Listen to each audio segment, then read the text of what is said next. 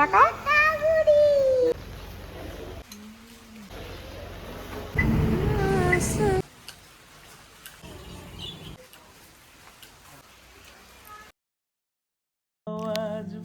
হে hi everyone, আমি আবার চলে এসেছি একটা নতুন ভিডিও নিয়ে।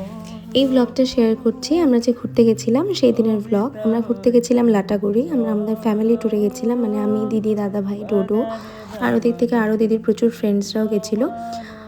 তো মর্নিংটা শুরু করছি বাড়ির মায়ের মন্দির প্রণাম করে আমরা সকাল সকালে বেরিয়ে গেছিলাম। কিছু দূর যাওয়ার পরে আমাদের ব্রেকফাস্টের টাইম হয়, মানে মেনলি যেহেতু ডোডো গেছিলো তো ওর খাবারের সময় হয়ে যায়। কাছাকাছি দেখে আমরা এই যে রেড চিলি যে জায়গাটা আছে এটাতে আমরা কখনো যাইনি, তো ভাবলাম আজকে এখানেই ব্রেকফাস্ট করা যাক। সেখানে দিদি ডোডোকে কোলে নিয়ে যাচ্ছে। আমার দিকে তাকিয়ে বলো, তাকাও।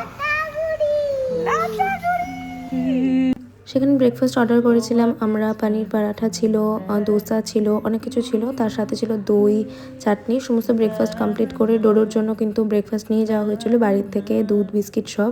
ওটাই খেয়ে আমরা আবার জার্নি করি পৌঁছে গেছি। দেখো আমাদের যে রিসর্টে যেখানে বুকিং ছিল, ইউনিক ইন, জায়গাটা খুবই সুন্দর ছিল। প্রপার্টিটা নতুন ছিল, আমরা গেছিলাম ভিজিট করার জন্য। খুব সুন্দর ছিল, মেনলি দাদাভাই এটা খুঁজে বার করেছিল। জায়গাটা দেখো কত সুন্দরভাবে ওয়েল ডেকোরেটেড, মেনটেন করে রাখা। গ্রাসগুলো খুব সুন্দর করে কাটা ছিল, কিন্তু বৃষ্টি হচ্ছিল। তারপরে আমি কোনো ক্লিপ নিতে পারিনি। একদম বিকেলে এটা ডোডো খুব মজা করে ডান্স করছিল। রাত তখন 2:30 নাগাদ খুব বৃষ্টি নামে। ডিনার ছিল আমার চাউমিন। এভাবেই ওই দিনটা শেষ হয়। এটা নেক্সট দিনের ভিডিও। মর্নিং হয়, মর্নিংয়ের ভিউটা খুব সুন্দর ছিল। সারা রাত প্রচুর বৃষ্টি হয়েছে, তাই চারপাশটা একদম গ্রিন হয়েছিল। সকাল সকাল উঠে আমি ফ্রেশ হয়ে রেডি হয়ে বাইরে গেছিলাম ছোটো ছোটো কিছু ভিডিও নেওয়ার, ফটোজ নেওয়ার জন্য।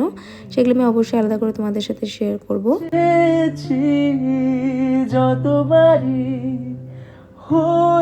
তখন কিন্তু কন্টিনিউ বৃষ্টি হচ্ছিল, আমি বৃষ্টির মধ্যেই নিয়েছি। আর পেছনে ছিল চা বাগান, খুব সুন্দর ভিউ ছিল।